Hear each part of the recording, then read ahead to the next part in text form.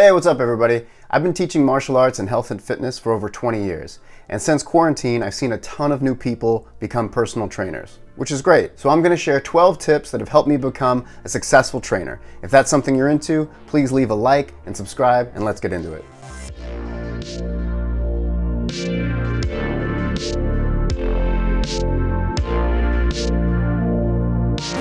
All right, so let's get right to it. Number one on the list is personality. This is kind of an abstract and very subjective topic, but it's important. You know, people have to want to work with you. You could have the best information and you could know it, like, wow, the stuff I've come up with or how I've pieced things together is the best it's ever been done. And maybe that's true, but if nobody wants to work with you, that information dies with you. So you need to be able to connect with people and reach them on a personal level. If they feel you're a robot or that you're rude or condescending, that's a big one. Nobody's going to want to work with you. They might start, but they're not going to continue, and they're not going to tell other people to start working with you too. I don't know, everybody's business model is going to be different, but regardless of what your approach is, word of mouth is going to be a massive part of getting new clients and retaining your clients. So you need to work on your people skills. You need to be able to reach an individual. If you have a group, you need to be able to speak to each one as a whole. And then if you see where somebody's lacking in something, you need to be able to communicate to them specifically too. So your personality, how fun you make things, how the levels of intensity need to be able to change based on who's in front of you. Your personality is everything. So that's the biggest tip. I know I can't give a lot of concrete practices for you to develop it. It's just experience, and you need to be open to looking at your faults. All right, number two is a bit of housekeeping, but it's super important.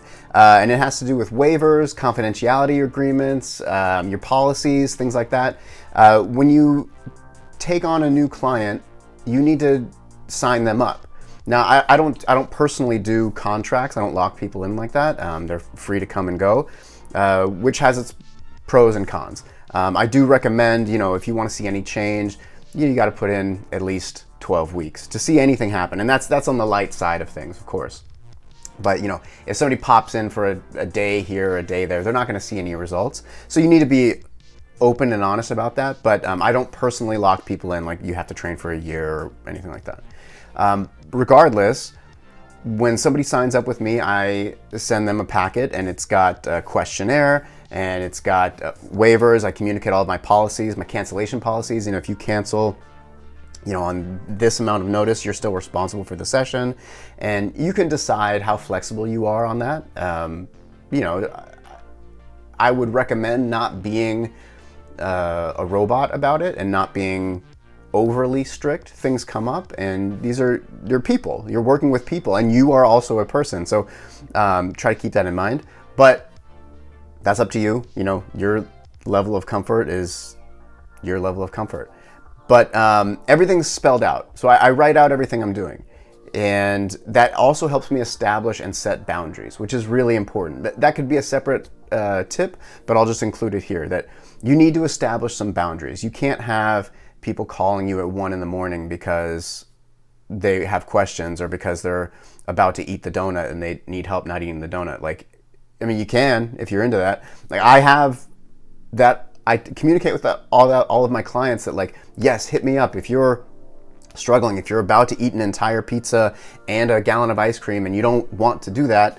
Yeah, call me. But if it's 1 a.m, take a breath. Here are some practices you can try on your own, but I need to sleep too. I have a son to take care of. There needs to be boundaries, especially if you have both a professional and personal relationship with some clients. You need to establish while we're working, this is what's acceptable and not, and then outside we can, it can be different or whatever. So that's important. But having all that paperwork protects your clients, and it protects you too. Everything's spelled out. You don't need to get into the he said, she said game. Everything's clear and understood from the beginning. And then also, I guess another bonus with this is insurance. You need insurance. Again, you got to protect yourself and you got to protect your clients. It's all, when you're a professional and you're a business owner, which you are, you have to ensure that you're going about things the right way and keeping yourself and everybody safe. The safety is such a huge part of personal training. All right, our next tip is about communication and setting realistic expectations with your clients. The communication part, I'll give a few examples. Let's take a very direct one and a very absolute scenario where you're on your way to your client and you're running late. Doesn't matter why. You need to call ahead and let them know. It's not like you thought it would be fine and then you're 30 seconds from their house and then you got warped back 30 minutes from their house. You know well ahead of time that you're going to be late. Call ahead and tell them. You know, if it's 30 minutes and you're like, man, I'm an hour away, call them and tell them that you're going to be late. Tell them how long you're going to be. If that means you have to reschedule, then reschedule. If it means you push your whole day later, if it's something you can do, do that. But don't not say anything and then just show up late, and then don't lie. If you're 15 minutes away, don't say that you're 5 minutes away just because you don't want to deliver bad news. You're still going to be 15 minutes late, and now you've lied or disappointed them twice, and you're starting to erode that trust that is so essential that you're building. So, and this is true in any sort of situation. Even if the news is bad, deliver it.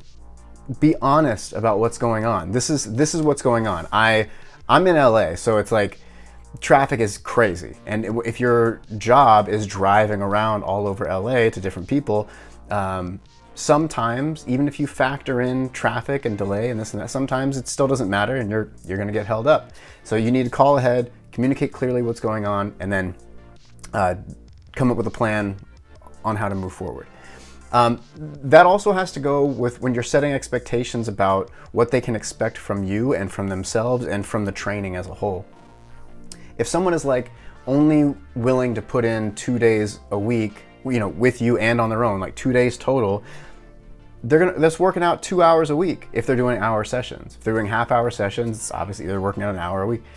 That's not enough to see any change. It's not bad. It's better than nothing, but you need to communicate with them clearly about what they can expect to see.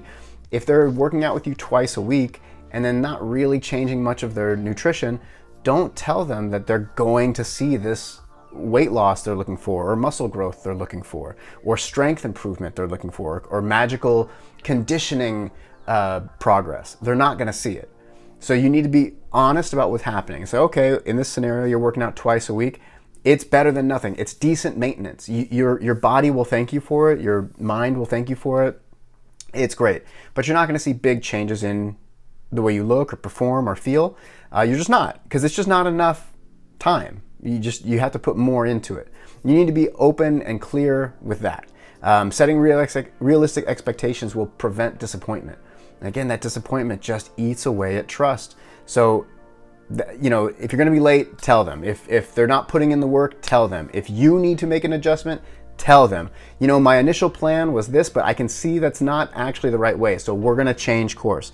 Don't pretend that you have all the answers or that nothing is ever wrong. You know, be inclusive, include them in the process, and make them aware of what's going on. So deliver bad news if you have to. If somebody asks a question and you don't know the answer, tell them, that's a great question. I don't know, but I'm going to find out. You know, just be honest and clear. Communicate, be realistic. It'll save you lifetimes of trouble in the future, and this is true in any situation, and it'll make your relationship with them stronger.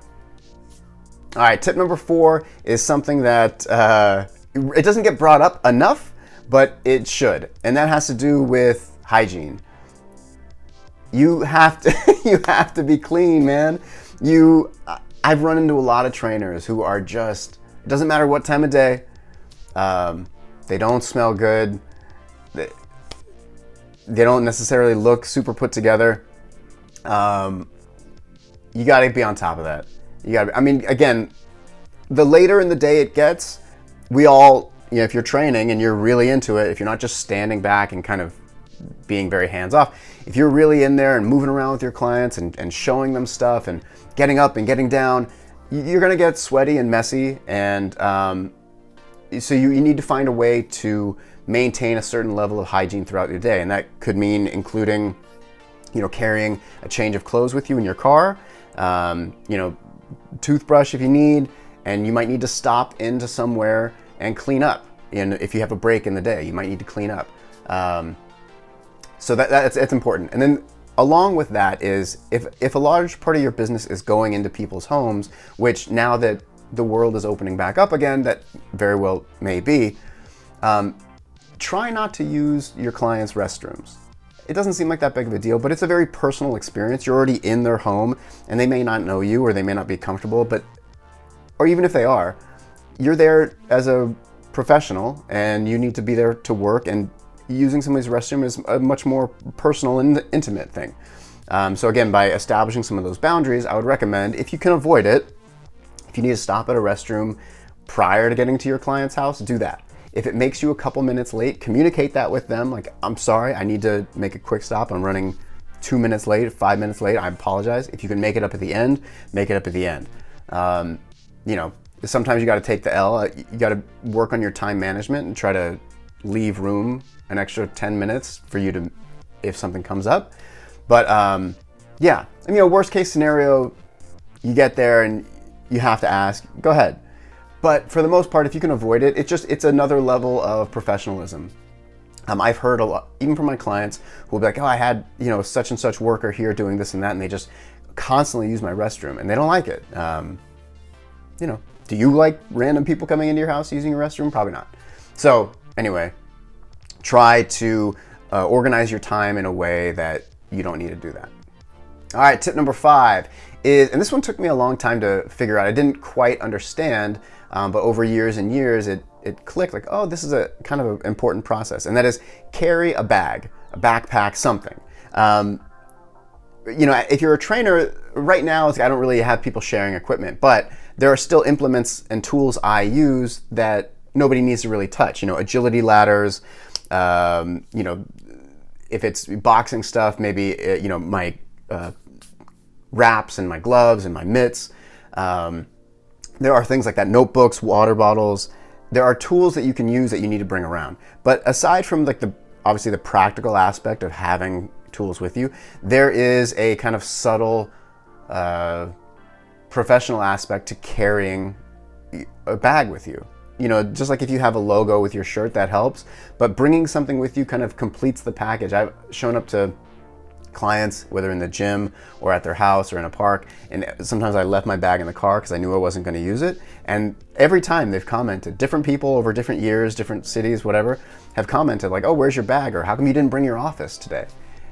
So there's something about it. There's something comforting about seeing, if a handyman shows up to your house and he's got no toolbox or no tool belt, it's weird. It's like, don't you need something? And again, it's establishing that you're there to do a job, which you are.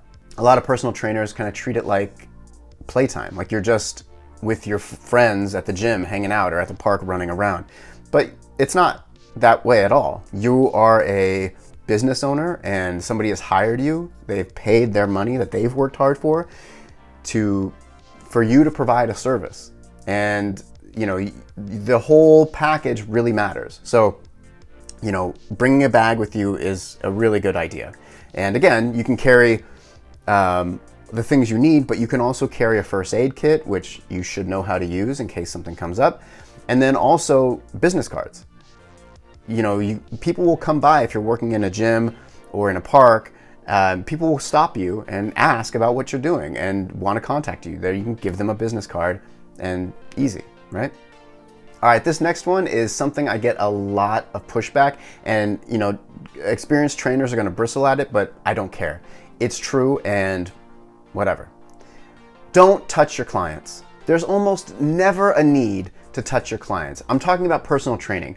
If you're teaching martial arts and boxing and things like that, that's not really the case. It is a physical activity by nature, and you're going to be touching, pulling, if you're grabbing or sweeping, punching, whatever.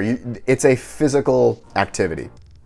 Personal training, however, it just isn't. If you can't communicate verbally what you need your clients to do, you don't understand it well enough.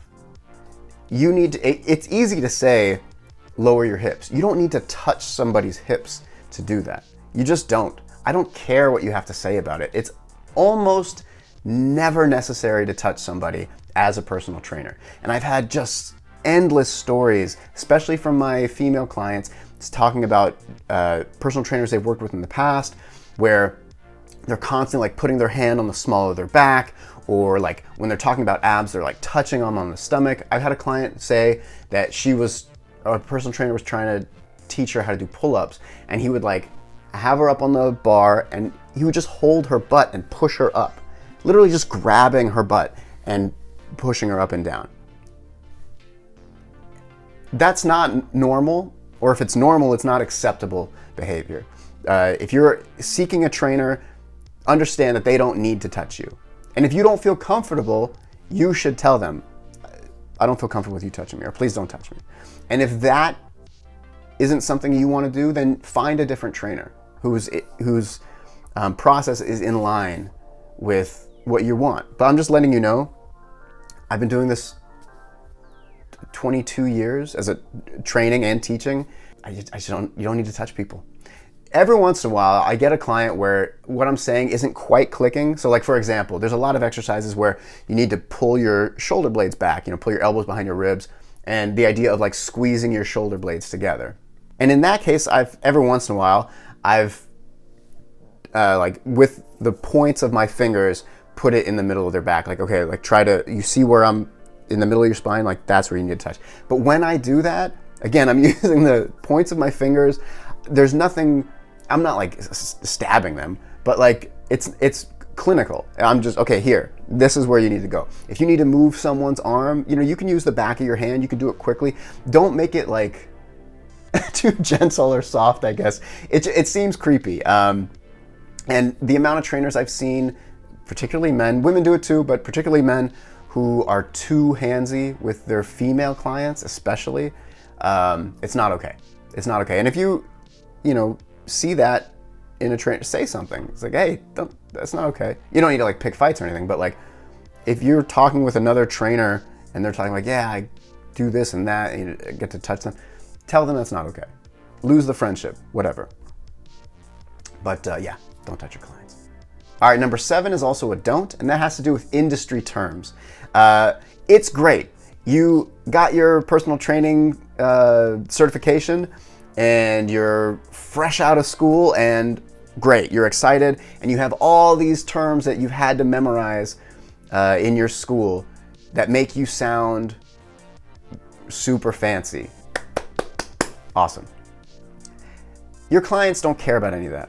And that stuff doesn't help them understand the process better. I'm not saying never use anatomical terms. What I'm saying is, like, if you're constantly using the most lengthy and complicated terminology in order to let them know that you know what you're talking about, you're doing yourself and your clients a disservice. Again, this is about breaking down walls and getting people interested and passionate about their health and fitness. And if you're communicating in a way that it sounds like stereo instructions or calculus or something like that, you're going to turn them off to a certain extent. You're putting up a barrier between them and the training, and between you and them. If you can't explain it simply and clearly to somebody with no experience, you don't understand it well enough either. You're essentially just regurgitating something you read or something you heard. Again, it's not that you never use anatomical terms or explain what's happening. Most of the time, just explain things as plainly as you can. You're trying to get people focused and passionate about their health and fitness, and they don't need to also have a personal training certificate or a degree in kinesiology or something like that. So, if you're that insecure and you want people to know, I don't know, make a YouTube video about it. But the other thing is, if they've hired you, they believe you know. You don't need to then convince them. That is something a lot of new teachers do. As a martial arts instructor, I've seen this over and over and over. But even as a personal trainer, where when somebody's new, they're constantly trying to prove that they know what they're talking about because they feel insecure about it, which is normal. It's normal. You're new.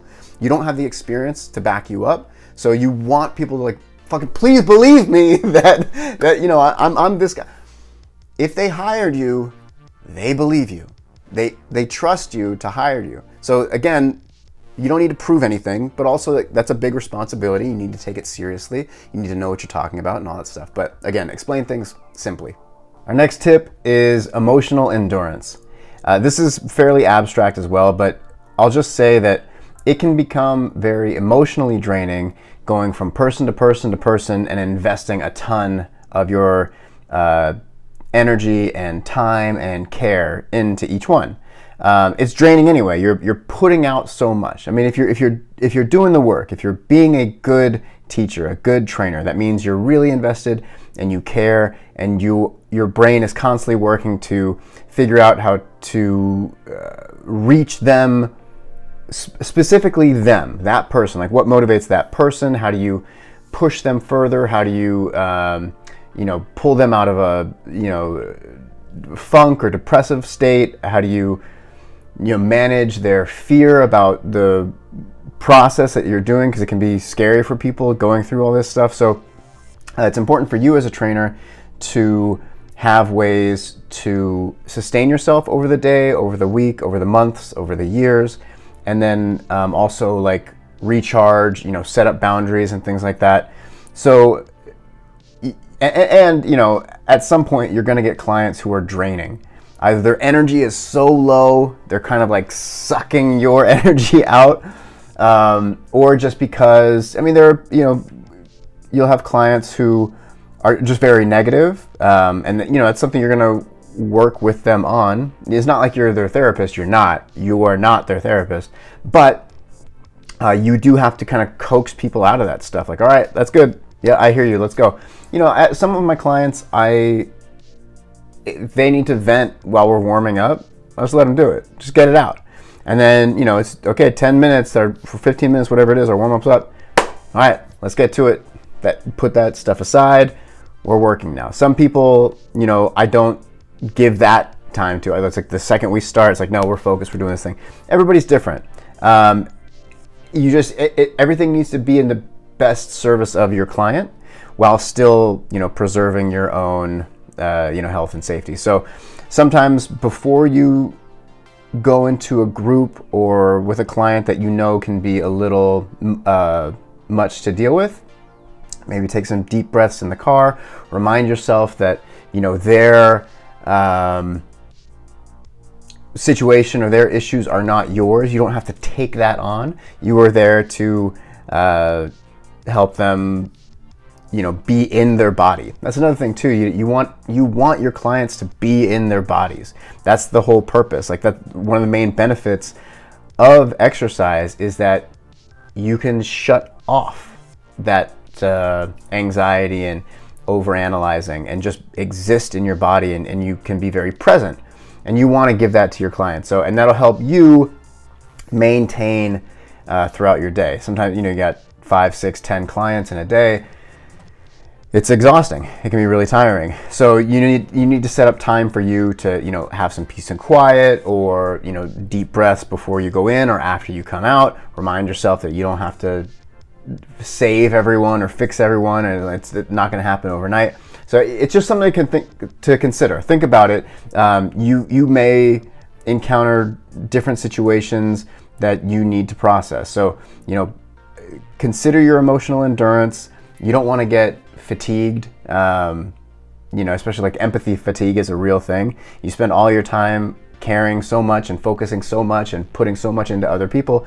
It can be very exhausting. So set up practices during your day and at the end of your day or the end of your week where you can kind of discharge and release that stuff and not carry it with you all the time.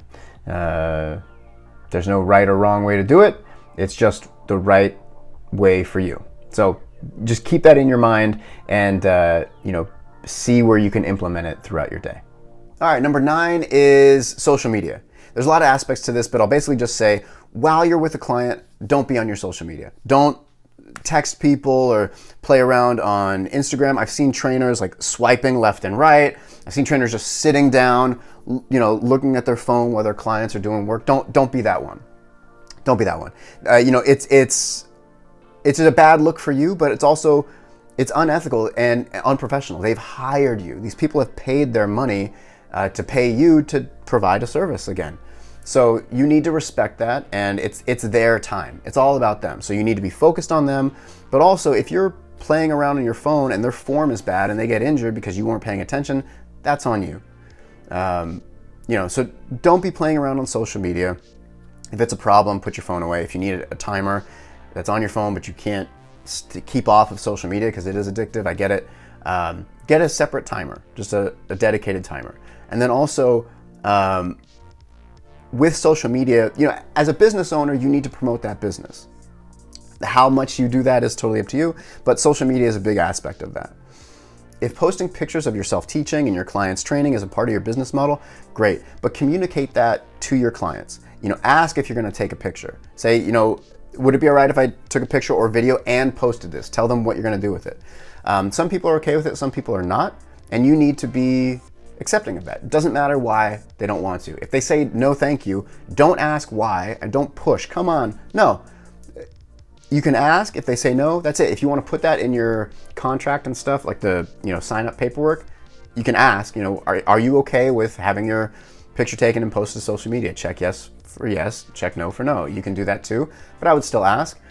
Personally, if I'm in somebody's home, I don't take pictures, I don't ask. It just feels, I'm in your house, if something really amazing happens, I might ask.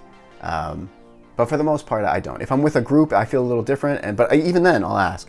And I try to include them. Like, I make it fun. Like, look like you're having fun, or this is for Instagram, so, look like you're trying hard. Pretend to work hard. Stuff like that, just to goof around with it.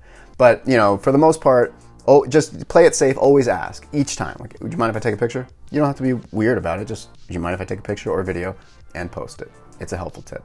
All right, number 10, if you are training in a gym or at a park, anywhere where somebody is outside of their house, I would recommend if you can coordinate with them so you guys park in the same spot, and that way you can leave together. If you can enter together too, also good. If not, it doesn't always happen, but like leaving together, particularly at night, in parking lots or on parks and public streets where it may not be lit very well or there's not a lot of people around, it's just good safety practice. If you got a group, you can coordinate. Hey, we're all parking here. If you can, great. And then at the end of your session, walk them to their car. It doesn't take a lot of time for something bad to happen. So one of the biggest deterrents is just numbers. If there's a large group, you are far less likely to be approached or attacked. So if you can walk together, walk together. All right, number 11, you've got all these tips, but at some point you need results. Your material needs to work. So that means that you should, in some fashion, be tracking your progress with your clients. And there's a lot of ways to do that. You can be super, super detailed. You can be a little more loose with it, but there needs to be progress, and your clients need to see something. So that means you got to set goals, and you need to work on reaching them, and you need to hold them accountable, all that stuff. You need to stay up on new science for fitness, good and bad trends. There's a ton of trends that most of the time aren't very good, and you need to be aware of that so you can coach your clients away from that.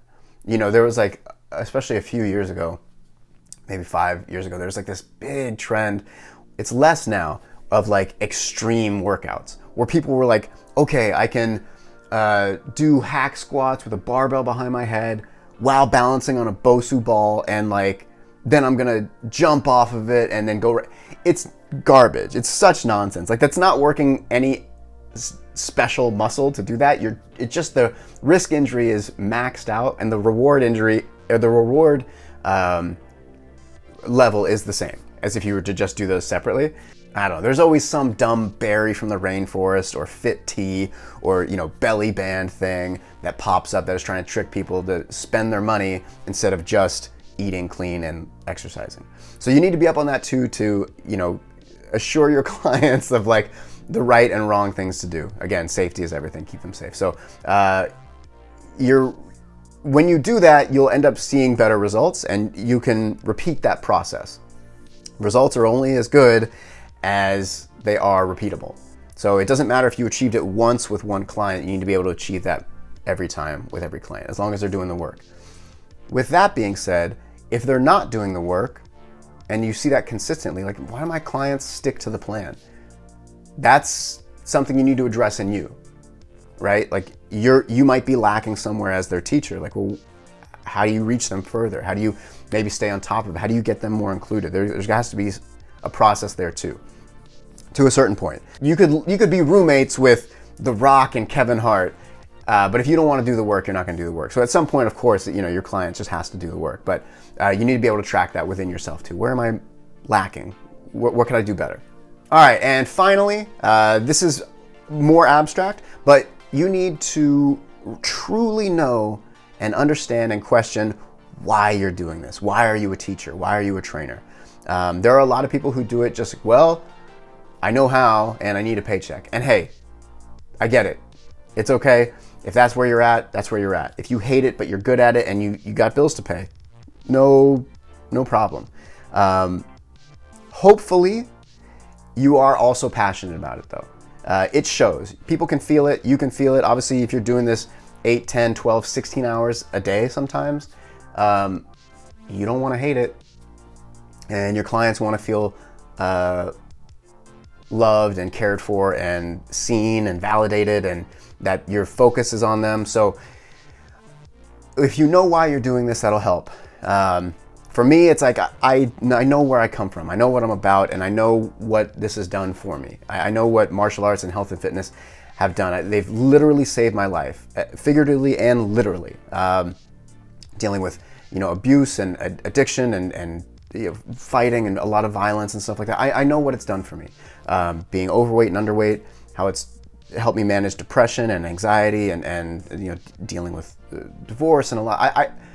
I want to provide those tools for other people so that they can feel more complete and grounded and be healthier both within their body and within their spirit and their mind.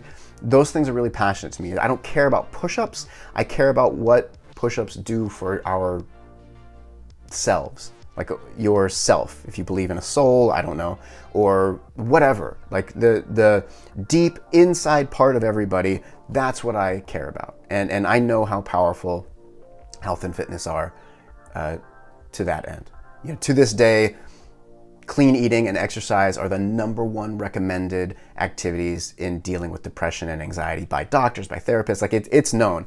This thing will make your life better. And that is what I'm passionate about. I want people to understand more about themselves, and I do that through exposing them to failure and struggle and overcoming that and being proud of themselves and understanding a discipline and a process. All right, if that was something that resonated with you, please leave a like and a subscribe, hit the notification bell, and so you can stay up to date when I'm putting more of these out. If you have any other tips or comments, go ahead and leave them in the comments below. And you can find me on social media, on Instagram at InstagramBaker, Twitter at GrahamBaker. My website is grahambaker.com. Go there for merch. And yeah, I'll see you next time. Be well, do good, make healthy choices. Peace.